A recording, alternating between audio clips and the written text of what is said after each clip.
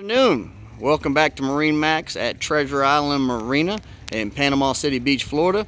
I'm out here with one of our newest arrivals that we just put in the water today. This is a 2013 Shallow Sport 18-foot classic.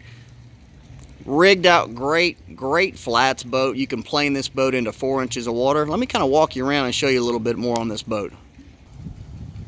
And back here at the stern of the boat, you're going to see the Yamaha 94-stroke motor. This motor only has about 300 hours on it. Power pole. That's an 8-foot power pole. But look at the fishability on this boat.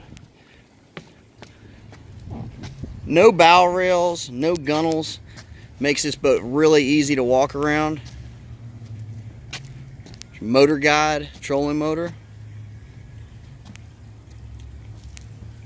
You got an in-floor storage box here. Nice cooler seat here in the front. For electronics, this has the Lowrance HDS 7 bottom machine and GPS. Yamaha digital gauges. And here's your Pro trim for your jack plate. Great little setup. For center of gravity, Shallow Sport did a great job of putting everything here in the center.